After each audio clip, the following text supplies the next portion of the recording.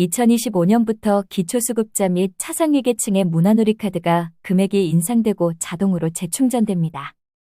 작년까지는 13만 원이었는데 올해부터는 14만 원으로 1만 원이 늘어났습니다. 그리고 작년에 문화놀이카드를 사용한 적이 있고 올해도 수급 자격을 유지하고 계신다면 별도로 신청하지 않아도 자동으로 충전이 됩니다. 사용할 수 있는 방법도 더 다양해졌다고 하는데요. 오늘 자세히 안내해드리겠습니다. 여러분 안녕하세요. 알짜 정보를 쉽고 빠르게 전해드리는 대한뉴스입니다. 여러분, 혹시 정부에서 매년 14만 원씩 지원해주는 문화놀이카드 알고 계시나요? 정부에서 경제적으로 어려운 분들에게 문화생활을 지원하기 위해 매년 일정한 금액을 카드에 넣어서 주는 제도입니다. 마치 선불카드처럼 14만 원이 들어있는 카드를 받는다고 생각하시면 됩니다. 많은 어르신들이 카드를 받았는데 어디에 써야 할지 몰라서 그냥 놔두고 있다고 하시더군요. 실제로 경남 진주에 사시는 김순옥 할머니의 이야기를 들어보면요.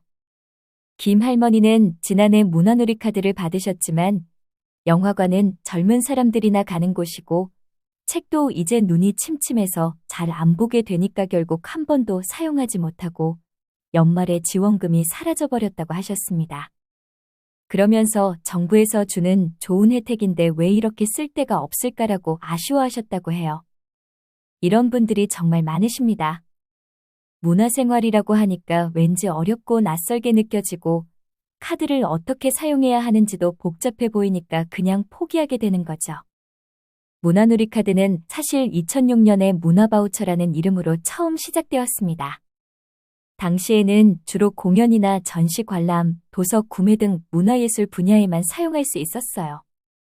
정부에서는 경제적으로 어려운 분들도 문화생활을 누릴 수 있게 해드리고 싶어서 이 제도를 만들었던 것입니다. 하지만 시간이 지나면서 여러 문제점들이 나타났습니다. 특히 어르신들의 경우 문화생활 자체가 낯설고 사용할 수 있는 곳을 찾아가기도 어려워서 지원금을 제대로 활용하지 못하는 경우가 많았어요.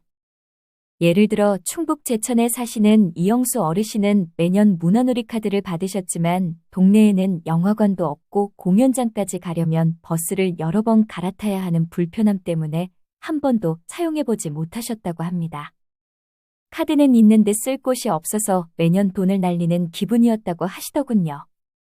이런 어르신들의 목소리를 듣고 정부에서도 이제는 단순히 문화생활만 지원하는 게 아니라 실제로 도움이 되는 방향으로 바꿔야겠다고 생각하게 된 것입니다.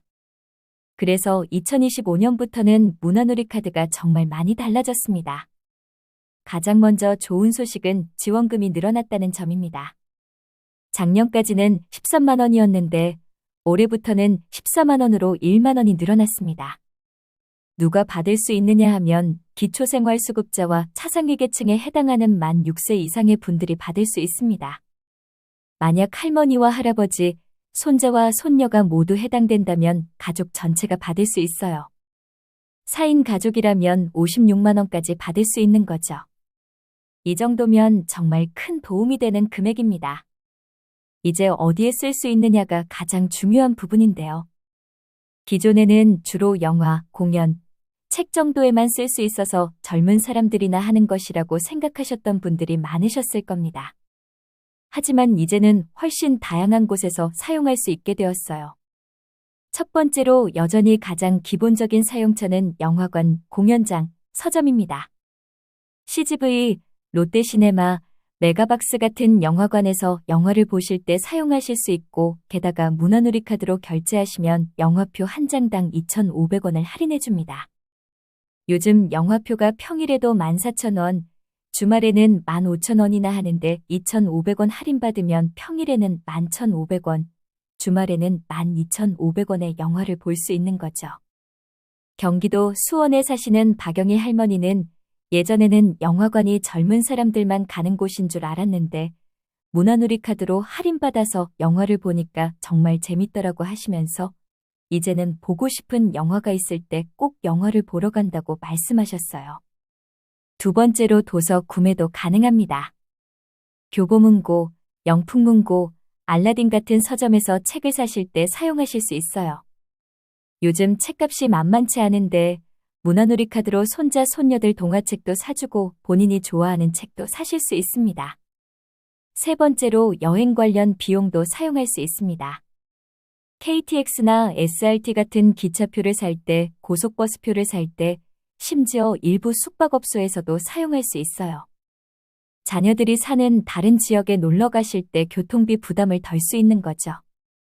부산에 사시는 김철호 어르신은 서울에 사는 아들을 보러 갈 때마다 KTX 표값이 부담스러웠는데 문화놀이 카드로 표를 사니까 훨씬 마음이 편하다고 하시더군요. 네 번째로 스포츠 관람도 가능합니다. 야구, 축구, 농구, 배구 경기를 보러 가실 때 입장권을 문화놀이 카드로 사실 수 있고 40% 할인 혜택도 받으실 수 있어요. 특히 요즘 많은 어르신들이 스포츠 관람을 취미로 즐기고 계시는데 이런 분들에게는 정말 좋은 소식이죠. 다섯 번째로 온라인 서비스도 사용할 수 있게 되었습니다. 넷플릭스, 유튜브 프리미엄, 웨이브 같은 온라인 동영상 서비스 구독료를 문화놀이 카드로 결제하실 수 있어요. 요즘 많은 집에서 넷플릭스 같은 온라인 드라마를 보시는데 이런 서비스 이용료를 카드로 내실 수 있는 거죠. 인천에 사시는 이순자 할머니는 손자가 넷플릭스로 드라마 보는 법을 가르쳐줬는데 매달 나가는 돈이 아까우셨어요. 그런데 문화놀이 카드로 낼 수 있다니까 부담 없이 볼 수 있게 되었다며 기뻐하셨어요. 이제 14만 원을 어떻게 하면 가장 알차게 쓸 수 있는지 실용적인 팁들을 알려드리겠습니다. 첫 번째 팁은 가족 합산 사용입니다. 같은 주민등록상 가족이라면 각자의 14만 원을 합쳐서 한 사람이 사용할 수 있어요. 예를 들어 할아버지와 할머니의 카드 금액을 합친 28만 원을 한 분의 카드에 모아서 사용할 수 있는 거죠. 이렇게 하면 좀 더 큰 금액이 필요한 여행이나 가족 모임에서 유용하게 쓸 수 있습니다. 대구에 사시는 최정환, 김영순 부부는 두 분의 카드를 합산해서 28만 원으로 제주도 여행을 다녀오셨다고 해요.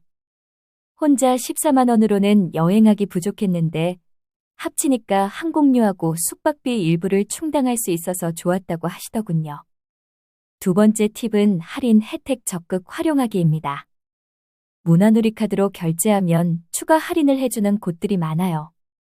영화관에서는 표값을 할인해주고 야구장에서는 40% 할인을 해주고 일부 공연장에서는 문화놀이 카드 소지자에게 무료 입장 혜택을 주기도 합니다. 이런 혜택들을 미리 확인하고 이용하시면 14만 원으로도 훨씬 많은 것을 즐기실 수 있어요. 세 번째 팁은 연말 잔액 관리입니다. 문화놀이 카드의 지원금은 그해 12월 31일까지만 사용할 수 있고 남은 돈은 다음 해로 이월되지 않습니다. 그러니까 11월쯤 되면 카드 잔액을 확인해 보시고 남은 금액이 있다면 꼭 사용하시기 바랍니다. 만약 갑자기 쓸 곳을 찾기 어렵다면 서점에서 책을 사거나 온라인 동영상 서비스 구독료를 미리 결제해 두시는 것도 좋은 방법입니다. 그럼 이제 문화놀이 카드를 어떻게 신청하고 사용하는지 자세히 알려드리겠습니다. 신청은 두 가지 방법이 있어요. 첫 번째는 가까운 주민센터에 신분증을 가지고 가서 신청하는 방법입니다. 주민센터 직원분들이 친절하게 도와주시니까 어려워하지 마세요. 두 번째는 온라인으로 신청하는 방법인데 문화놀이 카드 홈페이지나 스마트폰 앱에서 신청할 수 있어요. 하지만 온라인 신청이 어려우신 분들은 주민센터에 가시는 게 더 편할 거예요. 중요한 점은 작년에 문화놀이 카드를 사용한 적이 있고 올해도 수급 자격을 유지하고 계신다면 별도로 신청하지 않아도 자동으로 14만 원이 충전됩니다. 이걸 자동 재충전이라고 하는데 2월 3일부터 자동으로 처리되었어요. 만약 작년에 카드를 받았지만 한 번도 사용하지 않으셨다면 올해는 다시 신청하셔야 합니다. 카드를 받으신 후에는 온라인에서도 사용하려면 반드시 인터넷 사용 등록을 하셔야 해요. NH농협카드 홈페이지에서 등록할 수 있는데 이 과정이 좀 복잡하실 수 있으니까 주민센터에서 도움을 받으시거나 자녀분들께 부탁하시는 것도 좋습니다. 카드 사용처를 확인하는 방법도 알려드릴게요. 문화놀이 카드 앱을 스마트폰에 설치하시거나 네이버 지도에서 문화누리카드 가맹점이라고 검색하시면 근처에서 카드를 사용할 수 있는 곳들을 찾을 수 있어요. 만약 스마트폰 사용이 어려우시다면 문화누리카드 고객센터 1544-3412에 전화해서 문의하시면 친절하게 안내해드립니다.